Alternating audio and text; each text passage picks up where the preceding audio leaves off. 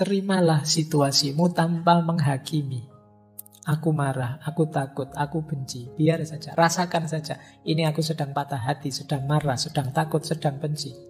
Kalau sudah kamu sadari, kamu terima apa? Lalu hadirkan dia untuk menemanimu. Biarkan cahayanya Allah masuk dalam dirimu, menerangimu. Saat engkau membutuhkan, pertolongan Tuhan pasti datang. Jika engkau tertutup, tidak ada ruang untuk cahaya. Perlu ada celah dalam hatimu agar cahaya bisa masuk. Katakan dengan tulus, aku tidak bisa mengatasinya, namun engkau bisa ya Allah. Ku persembahkan padamu semua sakit dan luka ini. Bersamanya engkau akan utuh kembali. Cinta, kedamaian, keindahan, hidup kembali. Dirimu yang sejati tidak berkurang sedikit pun. Lalu bersyukurlah.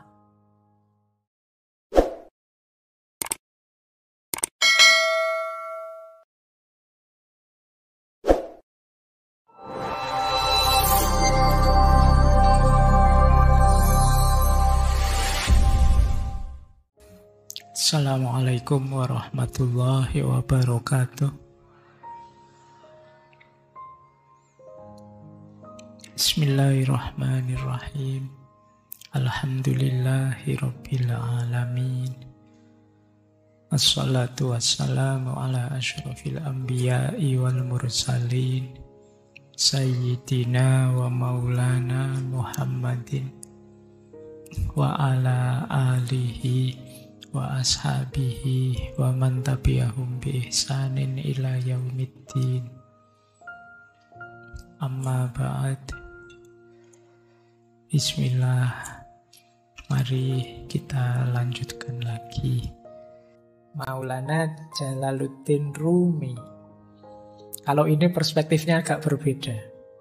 Ada satu kalimat yang terkenal sekali dari Maulana Rumi, biarkan hatimu pecah agar dia terbuka.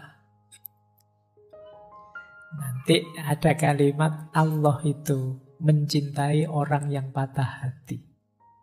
Tadi sudah saya jelaskan ya, ada beberapa hadis yang maknanya adalah Allah itu bersama orang lemah, bersama orang terpinggirkan, bersama orang yang sengsara. Ya berarti termasuk orang-orang yang patah hati. Satu kalimat ini saja mungkin bisa menghibur teman-teman yang sedang patah hati. Jadi kalau sedang patah hati, alhamdulillah berarti sekarang aku dicintai oleh Allah. Nah, makanya dibawa ke dunia patah hati. Kenapa menurut Maulana Jalaluddin Rumi dia malah meminta kita biar saja hati kita pecah? Beliau mengilustrasikan begini. Kata beliau begini, engkau menginginkan sedikit air dalam kendi tanah liat, tetapi kemudian engkau memecahkannya. Air itu akan bergabung kembali dengan danau dari mana dia berasal. Ego kita mencoba untuk mencegah pertemuan itu dan selalu menolak saran siapapun tentang perlunya pertemuan. Nah, jadi kita ini seringkali yang sangat jadi perhatian kita adalah keinginan kita, hasrat kita, nafsu kita, ambisi kita, yang kadang-kadang tidak terpenuhi. Itu yang disebut hati kita terus pecah, patah. Ketika hati kita patah, mengalirlah air menuju ke yang sejati. Sejatinya air kemana? Ya ke sungai. Sebenarnya ketika hati kita patah, itu jiwa kita terbuka jalan untuk kembali ke yang hakiki. Saat itu kita diingatkan, kembali ke Allah yang lebih hakiki. Tetapi ego kita yang menahan perjalanannya air itu. Maksudnya apa? Kita mati-matian berusaha malah biar air ini tidak mengalir ke yang hakiki, tidak mengalir ke sungai, tapi sesuai kepentingan keinginan kita. Ketika kita kecewa, misalnya patah hati ditinggal pasangan kita, itu kan kita justru energi paling besar yang kita lakukan adalah gimana caranya agar bisa balik kembali. Kita lupa bahwa ada proses yang lebih ideal, yaitu kembali kepada Allah. Nah, kata Maulana Rumi, tujuan utama latihan-latihan spiritual dalam tradisi manapun, baik timur maupun barat, adalah untuk memungkinkan kita mengatasi keberatan yang diajukan oleh ego, sehingga kita dapat melanjutkan perjalanan kita ke samudra persatuan. Jadi ketika kita belajar tasawuf, melatih batin suluk lewat para mursyid, lewat tradisi-tradisi tirakat dan lain sebagainya, itu sebenarnya melatih ego kita. Wahai ego, jangan ke sana. Ada jalan yang lebih hakiki, yaitu ke ranah ilahiyah. Nah, jadi ilustrasi dari Maulana Rumi itu, perjalanan batin kita itu seperti air dalam kendi. Air dalam kendi itu kan tujuannya untuk kita minum. Kita minum itu berarti untuk memenuhi keinginan kita. Ketika kita patah hati, seperti kendi yang pecah. Berarti apa? Yang semula untuk memenuhi keinginan kita sekarang keluar, mengalir. Mengalir ini sebenarnya baik. Kenapa? Dia akan mengalir bersatu dengan aslinya, tempat asalnya, yaitu sungai. Tapi kita yang sudah terlanjur punya nafsu untuk minum, ini ego. Biasanya mati-matian gimana caranya air ini tidak mengalir ke sungai, tapi memenuhi kehausan kita. Nah, dari situlah kemudian kata Maulana Rumi, ketika orang belajar olah batin lewat tasawuf, mistik, dan lain sebagainya, itu tujuannya dalam rangka orang sadar, ini air ini mengalir ke sana, jangan dihalangi. Ikhlaskan. Ini namanya melatih ego tadi. Jadi maka biarkan hatimu pecah. Berarti sekarang saatnya kamu kembali ke ranah ilahiyah. Justru sekarang terbuka jalan. Kalau hatimu tidak pecah, ya kamu tetap akan memanjakan nafsu, hasrat, ambisi duniawimu. Kalau hatimu tidak pecah, ya kamu lupa bahwa aslinya air itu bergabung ke sungai. Jadi inilah salah satu ilustrasi dari Maulana Jalaluddin Rumi. Makanya beliau bilang, biarkan hatimu pecah agar dia terbuka. Kalau tidak pecah-pecah, tidak terbuka-terbuka, kamu masih asyik dengan duniamu, memenuhi hasrat ambisimu. Begitu pecah, sekarang kamu sadar dengan yang lebih sejati. Inilah ilustrasi dari patah hati. Jadi patah hati itu penting ternyata untuk menyadarkan kita bahwa dalam hidup ini ada yang lebih hakiki dan perjalanan kita menuju ke sana. Baik. Kita lanjutkan. Nah, dilanjutkan ya.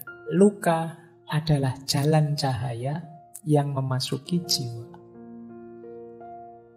Jadi ketika hati kita luka, hati kita patah, justru lewat luka dan patahan itulah cahaya bisa masuk.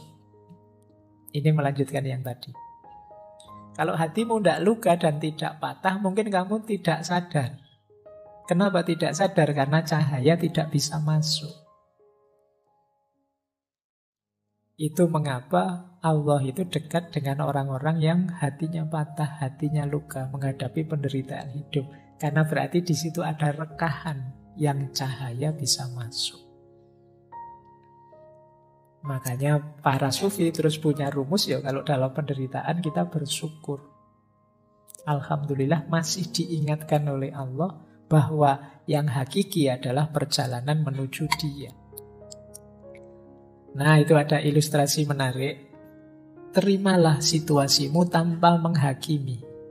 Aku marah, aku takut, aku benci. Biar saja, rasakan saja. Ini aku sedang patah hati, sedang marah, sedang takut, sedang benci. Kalau sudah kamu sadari, kamu terima apa? Lalu hadirkan Dia untuk menemanimu. Biarkan cahayanya Allah masuk dalam dirimu, menerangimu. Saat engkau membutuhkan, pertolongan Tuhan pasti datang. Jika engkau tertutup, tidak ada ruang untuk cahaya. Perlu ada celah dalam hatimu agar cahaya bisa masuk. Katakan dengan tulus, aku tidak bisa mengatasinya, namun engkau bisa ya Allah. Kupersembahkan padamu semua sakit dan luka ini. Bersamanya engkau akan utuh kembali. Cinta, kedamaian, keindahan, hidup kembali. Dirimu yang sejati tidak berkurang sedikit pun. Lalu bersyukurlah. Jadi ketika kita sedang berat-beratnya menghadapi masalah apapun, terimalah itu. Biarkan hatimu pecah. Kemudian rasakan hadirnya Dia dalam dirimu. Dan yakinlah bahwa apapun yang engkau inginkan akan dipenuhinya. Sambatlah padanya, ya Allah, masalahku ini sangat berat. Aku tidak mampu. Kalau engkau pasti mampu. Maka aku persembahkan duka, luka, sakitku ini hanya kepadamu. Nah, insya Allah bersama Dia kita akan kembali utuh. Kembali hidup seperti semula. Tidak ada satupun yang berkurang. Kalau kita patah hati kan sebenarnya kita berkurang apa sih? Tidak ada. Kita masih bisa memulai lagi yang baru seperti semula. Kalau sudah terasa betapa kebersamaan dengan Allah itu menyembuhkan, ayo terus kita bersyukur. Alhamdulillah ya Allah, Engkau masih mau menemaniku dalam situasi pahit dan luka ini. Baik, ini salah satu petunjuk dari Maulana Jalaluddin Rumi. Kalau kita sedang patah hati, sedang sedih, sedang banyak masalah. Oke, kita lanjutkan. Ini dimensi yang berbeda, pemahaman yang berbeda lagi. Kata Rumi begini, selamat tinggal hanya untuk mereka yang mencintai dengan matanya. Karena bagi mereka yang mencintai dengan hati dan jiwanya, tidak ada yang namanya perpisahan. Nah, kita itu kan patah hati misalnya, itu kan karena jauh, ditinggal, tidak dibersamai lagi. Dia tidak mau lagi dekat denganku. Itu kan kita definisikan sebagai patah hati. Terus kita sedih karena itu. Kalau kita sedih karena itu, kata Rumi, ini kemungkinan kita hanya mencintai dengan media mata. Hanya karena tidak melihat Dia di sisi kita menyebut itu perpisahan. Padahal bagi orang yang memang benar mencintai, cinta itu hadirnya dalam hati dan dalam jiwa. Hati dan jiwa itu tidak mengenal perpisahan fisik. Sejauh apapun dirimu, engkau tetap ada dalam diriku.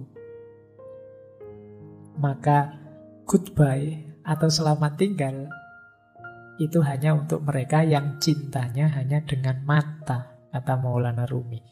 Tapi bagi mereka yang mencintai dengan hati dan jiwanya, tidak ada yang namanya perpisahan. Ini boleh juga dipakai dalil bagi mereka yang LDR-an. Lah, jadi kalau kamu hari ini sedang galau karena LDR-an, kamu kirim quotes-nya Rumi ini padanya.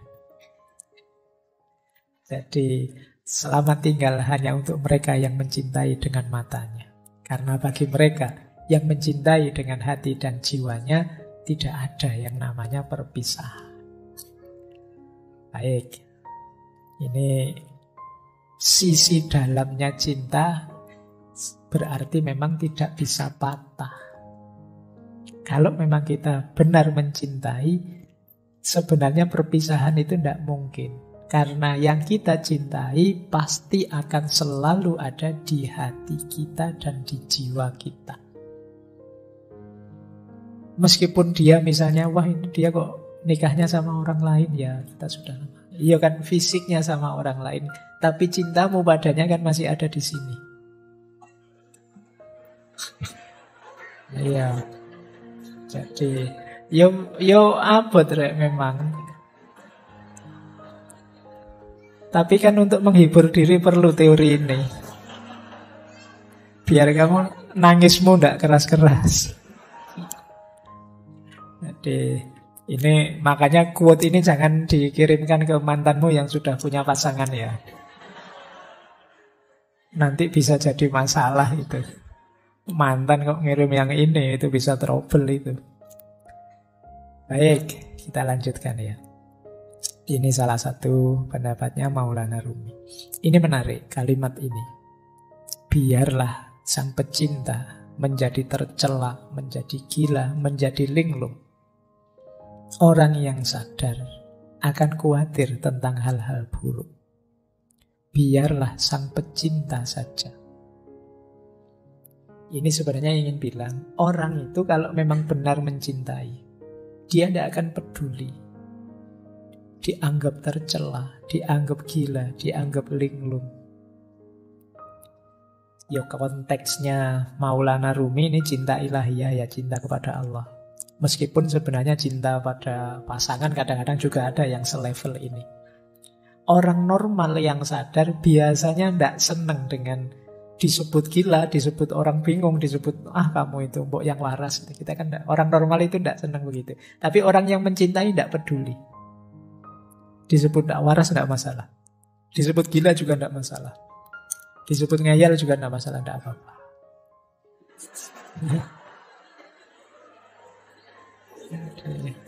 Ya. Oke. Baik, iya. Itu. Oke ya. Yang kesenggol langsung bunyi. Nah, baik kita lanjutkan. Jadi tidak masalah bagi orang yang mencintai. Biarlah sang pecinta saja. Itu kayak apa ya? Kayak Dylan yang bilang bahwa biar aku saja, kamu tidak akan kuat. Jadi kata yang mencintai begitu. Sudahlah, tidak apa-apa. Untuk yang gila-gila, yang linglung-linglung, tidak apa-apa. Biar aku saja, kamu orang normal tidak akan kuat. Berarti apa? Ya termasuk kegalauan, kegelisahannya, patah hati. Itu bagi seorang pecinta adalah sesuatu yang biasa. Tidak akan terlalu merisaukannya. Karena dia tidak kehilangan dan tidak kekurangan apapun dari cintanya. Jadi biarlah sang pecinta saja. Biarlah yang mencintai saja. Baik. Masih ada lagi. Kalau ini bahasa saya, kalau kalian punya kemampuan ini, kalian akan bahagia. Kemampuan menikmati penderitaan. Jadi Rumi kan dikenal dengan tarian Darwis berputarnya. Kata beliau begini, menarilah saat lukamu terbuka. Menarilah saat kamu telah merobek perbannya. Menarilah di tengah pertempuran. Menarilah dalam darahmu. Dan menarilah pula saat kamu benar-benar bebas. Jadi ini Rumi menceritakan betapa terjalnya jalan cinta itu. Engkau akan terluka berkali-kali, tapi tetaplah menari. Menarilah di tengah pertempuran dan menarilah dalam darahmu. Meskipun pada akhirnya, ketika kamu mampu menikmati segala penderitaan itu, engkau akan benar-benar bebas. Jadi, ini diilustrasikan ketika Rumi itu kan pertama kali melakukan tarian yang masyhur sekali. Darwis berputar itu kan ketika beliau sedang sedih, sedang galau, ditinggal gurunya, Syekh Samsuddin At-Tabrizi. Ketika beliau sedang ada di sebuah tempatnya pandai besi, mendengarkan besi yang ditempa, diiringi oleh kesedihannya, akhirnya tubuhnya bergerak sendiri. Itu bisa kamu bilang bergerak dalam kesedihan. Tapi kesedihan ini dibawa menari dan dibawa naik menghadap Allah. Maka Di antara rumusnya kalian menghadapi kesedihan, menghadapi patah hati itu, kalian akan sangat tangguh kalau bisa sampai di level bisa menikmati kesedihan, bisa menikmati kegalauan. Boleh kamu bikin jargon, galau itu asik loh. Sedih itu menarik. Banyak karya-karya besar lahir karena kesedihan, karena kegalauan. Sering saya bilang, energinya orang sedih, energinya orang patah hati itu luar biasa. Tinggal kamu mampu atau tidak menikmati dan mengelolanya. Jadi kayak kalian waktu jatuh cinta itu kan energinya juga besar. Tinggal mampu atau tidak kalian mengelolanya. Misalnya orang jatuh cinta itu tiba-tiba jadi puitis. Dikit-dikit nulis puisi. Mbok ya sekalian nulis buku puisi. Lumayan, mumpung kepalamu sedang meledak-ledak, menyala-nyala dengan cinta. Terjemahkan itu dalam kreativitas. Orang jatuh cinta misalnya, itu semangat-semangatnya melayani, membahagiakan yang dicintai. Mbok yo yang dicintai itu mengarahkannya untuk yang produktif, kreatif. Kalau kamu cinta padaku, ayolah kamu lulus semester 7. Kalau kamu cinta padaku, loh ini kan energinya jadi luar biasa. Diarahkan ke yang positif, kreatif gitu loh. Jangan hanya minta yang kecil-kecil, yang sepele-sepele. Kalau cinta padaku, mau neraktir aku ndak sepele itu. Mintalah yang lebih monumental. Jadi itu yang saya maksud energinya. Karena biasanya ketika yang meminta yang dia cintai, itu dia bisa tenaganya berkali-kali lipat. Kecerdasannya meningkat berkali-kali lipat. Hanya karena ingin membahagiakan yang dicintai. Maka seperti yang disampaikan oleh Rumi ini, menarilah saat lukamu terbuka. Menarilah saat kamu merobek perban. Menarilah di tengah pertempuran. Menarilah dalam darahmu. Menarilah pula saat engkau benar-benar bebas. Pada puncaknya, cinta akan membuatmu bebas. Yang paling jelas ya bebas dari belenggu ego dirimu sendiri. Orang mencintai itu kan ketika orang yang bisa menaklukkan dirinya sendiri. Baik, saya lanjutkan. Nah, Maulana Rumi juga pesan pada kita, rasa sakit yang kamu rasakan ini adalah membawa pesan. Dengarkan mereka. Jadi ini latihanlah mendengarkan lukamu sendiri. Latihanlah memahami pesan yang dibawa oleh kesedihan dan dukamu. Maka jangan terlalu hanyut emosional oleh pengalaman pahit yang kamu miliki. Tapi coba dengarkan ada pesan apa. Ada hikmah apa yang bisa kamu raih. Yo karena yang pesan ini Maulana Rumi yo, berarti perhatikan dia memberitahumu apa dalam rangka meningkatkan kedekatanmu kepada Allah. Dalam rangka menghidupkan cintamu kepada Allah. Peristiwa pahit apapun coba kamu dengarkan. Dia membawamu pesan apa, membawakanmu pesan apa yang itu membuatmu tambah dekat pada Allah. Jadi pesan yang arahnya ke sana. Dengarkan. Karena ketika Allah menetapkan sesuatu, pasti tidak ada yang sia-sia. Termasuk menetapkan patah hatimu. Pasti Allah tidak sedang iseng. Tidak sedang, saya coba anak ini kalau tak bikin patah hati kayak gimana. Pasti tidak sekedar itu. Pasti Allah ingin sesuatu yang lebih besar dan lebih penting dari itu. Maka penting kita mampu membaca luka, mendengarkan patah hati. Ayat itu kan tidak hanya ayat tertulis, tapi juga ayat-ayat kauniyah. Patah hatimu dan lukamu itu ayat-ayat Allah juga. Coba dengarkan pesannya dari situ. Jangan-jangan mengingatkanmu atau mengujimu atau mendorongmu untuk tambah dekat padanya. Dan seterusnya. Baik, kita sudah ketemu Maulana Rumi dan ada kalimat yang menarik dari beliau. Di mana ada kehancuran? di situ ada harapan akan harta karun. Harta karun itu kan biasanya terkubur di balik puing-puing. Kalau tersimpan di lemari kan tidak disebut harta karun. Harta karun ini biasanya tersembunyi. Dan ini ada di balik kehancuran. Maka temukan mutiara-mutiara, temukan harta-harta di balik kesedihanmu, di balik kehancuranmu. Pasti banyak kalau kamu jeli mencarinya. Jadi ini lanjutan dari quotes yang tadi ya. Jadi dengarkanlah dan cermatilah, insya Allah kamu akan ketemu harta karun yang di situ kamu akan bangkit kembali, lahir kembali, jadi sosok yang lebih kuat, lebih hebat dari sebelumnya. Jadi ini pesan dari beliau. Di mana ada kehancuran, di situ ada harapan akan harta karun. Jadi jangan terlalu lama nangis-nangis sedihnya. Beri waktu tersendiri, tapi kemudian segera move on. Bacalah kesedihanmu, dengarkan pesannya, carilah mutiara-mutiara di baliknya, terus lahirlah kembali jadi sosok yang baru yang lebih tangguh. Ini yang diinginkan oleh Maulana Jalaluddin Rumi. Baik. Nah, ini tadi hubungannya dengan kesepian ya. Memang kalau kita sedang sakit, kita sedang sedih itu perlu teman. Tapi seandainya tidak ada teman dan kamu merasa sendirian, jangan merasa kesepian. Seluruh alam semesta ada dalam dirimu. Jadi, kalau sekedar ingin cerita, ingin curhat, dalam dirimu lengkap.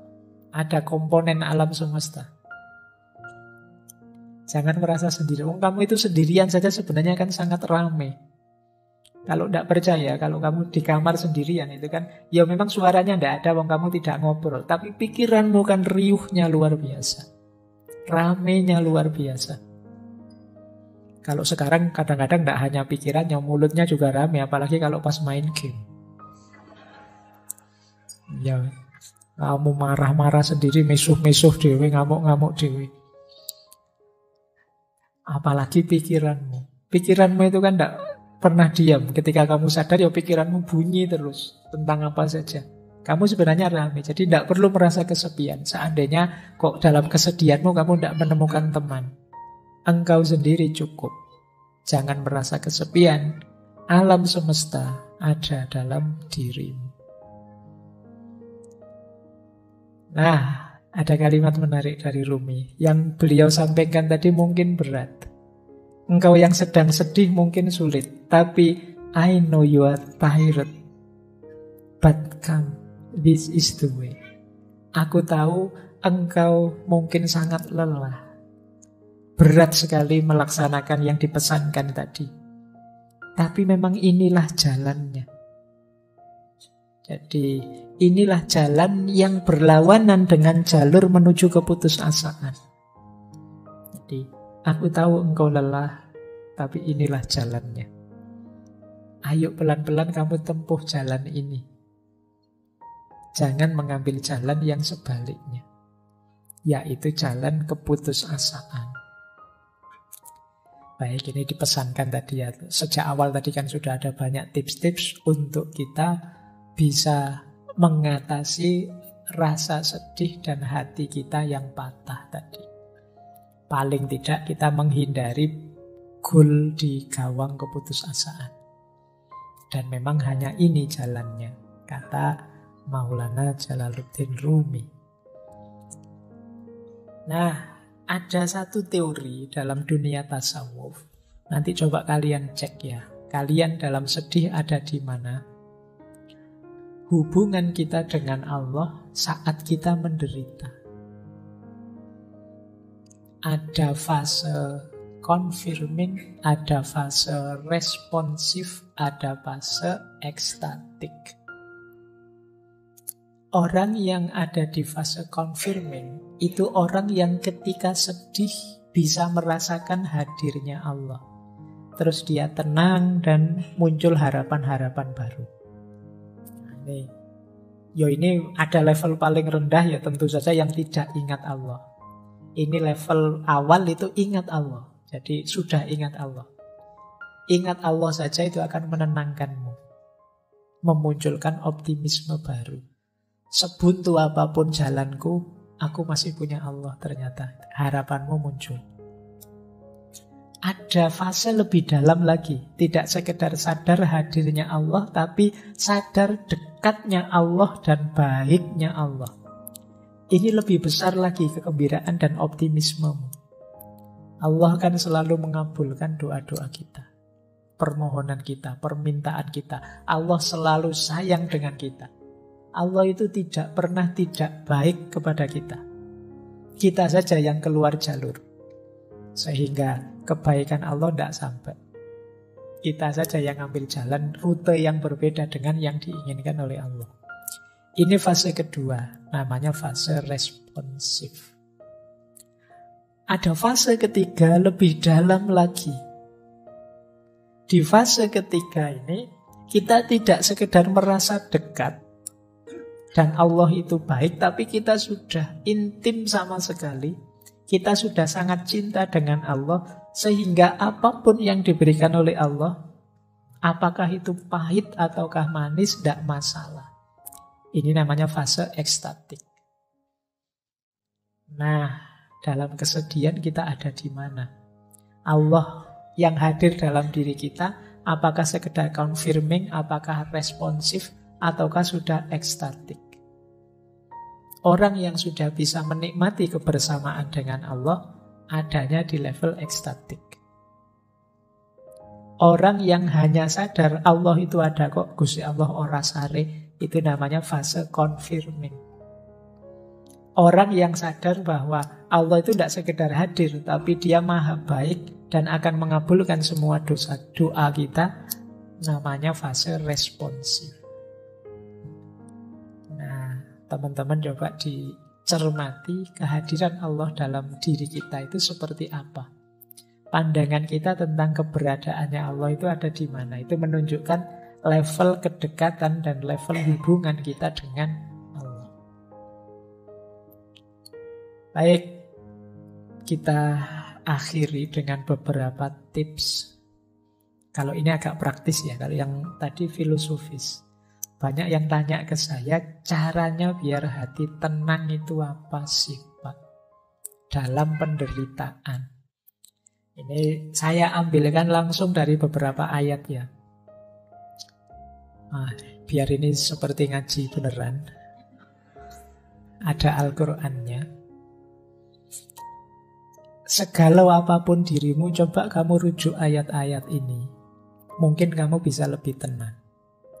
Yang pertama surat Al-Insyirah, ayat 5 sampai ayat 6. Yang bunyinya adalah fa inna ma'al usri yusra, inna ma'al usri yusra. Maka sesungguhnya bersama kesulitan itu ada kemudahan. Sesungguhnya bersama kesulitan ada kemudahan. Sesulit apapun hidupmu, sepahit apapun pengalamanmu, tidak usah khawatir. Pasti ada kemudahan.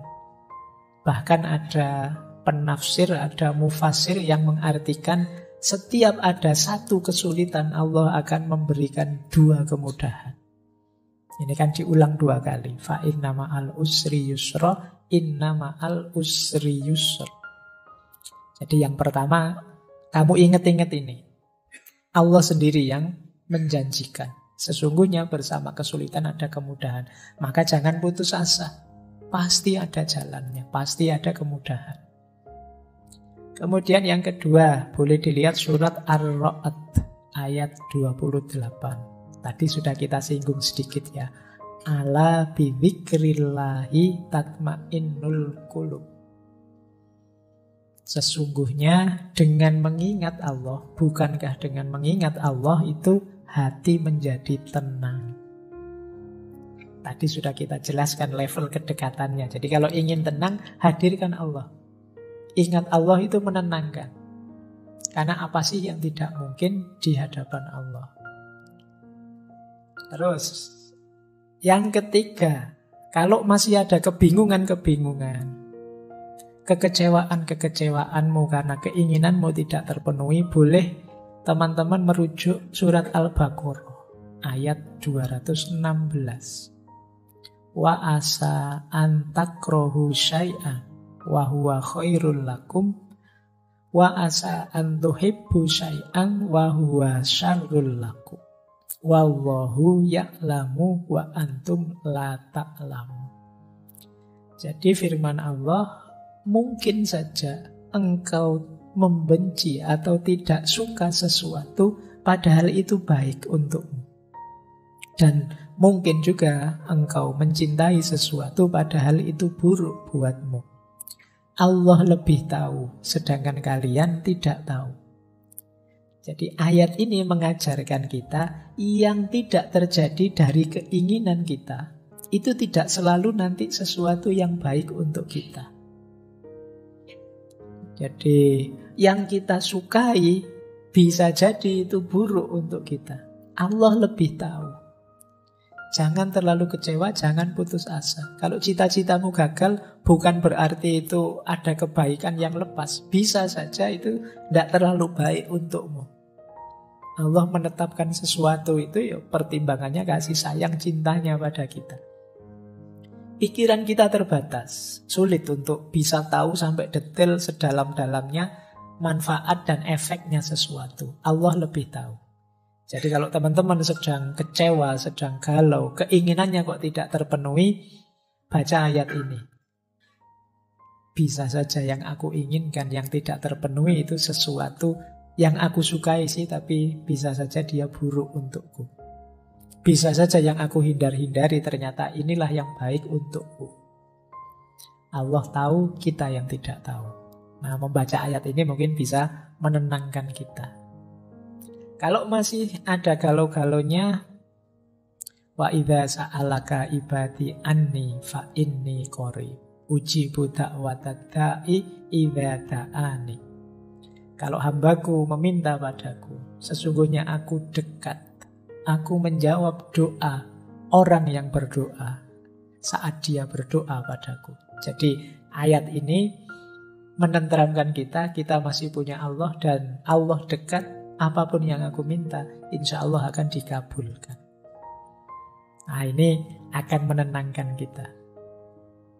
Yang terakhir surat Ar-Ra'd ayat 24.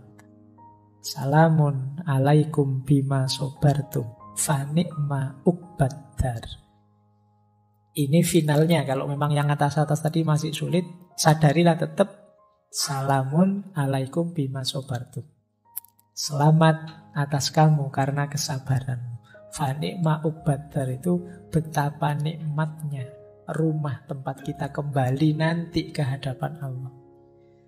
Hidup ini memang banyak ujian, banyak kesulitan, tidak masalah, sabarlah. Ada kenikmatan puncak nantinya bersama Allah. Itu fa ni'ma uqbaddar. Ini dari Al-Quran. Boleh teman-teman mengambil. Ini masyhur sekali. Penenang hati, obat hati. Ini sebenarnya nasihatnya Syekh Ibrahim Al-Khawas. Bisa dicek di kitab Risalah Al-Qushairiyah. Kalau di Indonesia sudah jadi lagu terkenal sekali. Dawaul Qalbi Khamsatu Asya'a. Obatnya hati itu ada 5 hal. Qiraatul Quran bitadabbur. Membaca Al-Quran sambil tadabbur, merenungi maknanya. Wa khola'ul batni. Dan perut yang kosong. Puasalah. Wa qiyamul laili. Dan sholat malam. Wa tadurru indas sahar. Jadi merenung, tafakur, zikir pada Allah di waktu sahur, sepertiga malam yang terakhir. Yang kelima, wa mujalasatus sholihin, dan duduk bareng orang-orang yang soleh. Itu menenteramkan hati. Kita zikir tengah malam, kita zikir sepertiga malam, menenteramkan hati. Kita sholat malam, menenteramkan hati. Kita puasa, menenteramkan hati. Membaca Al-Quran sambil tadabbur, menenteramkan hati. Kalau kita kebingungan, apa yang harus saya lakukan? Pikiranku buntu. Sedang stres-stresnya, frustasi-frustasinya. pilih satu di antara 5 atau lakukan 5-5-nya. Paling enggak kalau kita puasa kita enggak mikir kegalauan kita lagi, mikir laparnya. Oh itu kan kita, aduh kapan buka puasa ya, kamu enggak mikir yang-yangan lagi, terus mikir poso.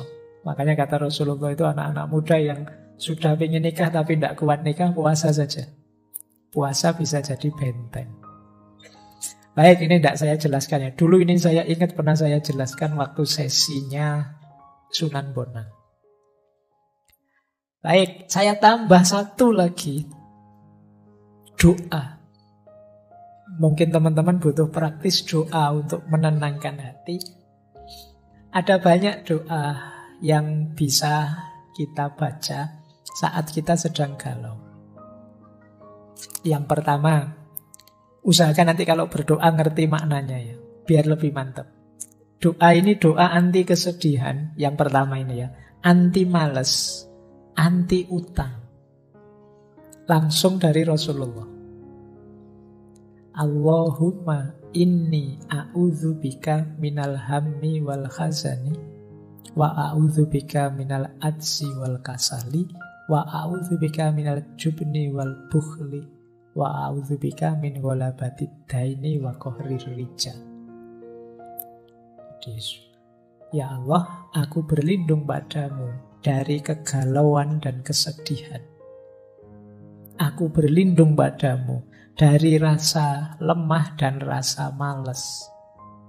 Aku berlindung padamu dari sifat pengecut dan sifat bakhil. Dan aku berlindung padamu dari dikalahkan oleh hutang dan ditindas oleh orang.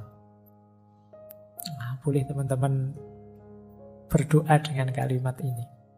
Atau yang kedua, ini doa minta tenang. Allahumma inni as'aluka nafsan bika mutmainnatan tu'minu biliqa'ika wa tardo biqoda'ika wa taqna'u bi'ata'ika.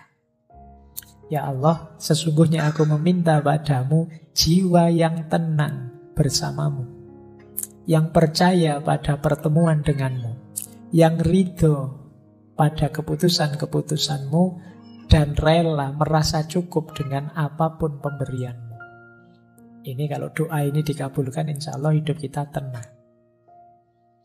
Yang ketiga ini juga menarik. Kalau patah hati ditinggal pacar, Allahumma ajirni fi musibati wakhluf li khairon minha.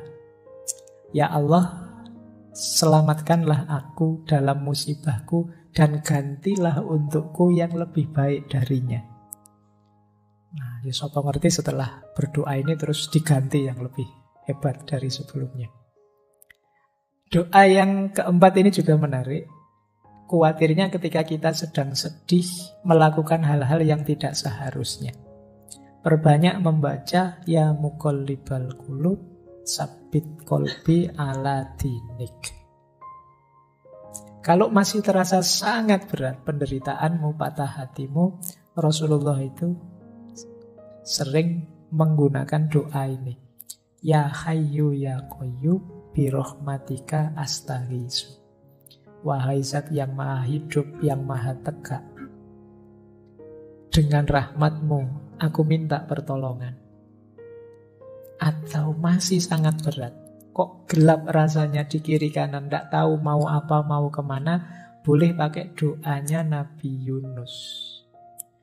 Nabi Yunus itu kan mendapat ujian maha berat sampai ditelan oleh di laut. Nah, ini doa yang beliau baca. Jadi kalau teman-teman hidupnya stuck sama sekali, gelap sama sekali, tidak tahu mau kemana, boleh mengamalkan doa ini. La ilaha illa anta subhanaka inni kuntu minadz dzalimin. Baik, malam hari ini pengajian beneran. Jadi tidak hanya filsafatan ya. Ya memang sengaja harus begini karena banyak juga teman-teman yang sedang stres, depresi memerlukan jalan keluar yang lebih praktis, tidak sekedar filosofis. Baik, yang saya sampaikan mungkin sedikit-sedikit bisa meringankan, membantu teman-teman menghadapi segala kesulitan dalam hidupnya.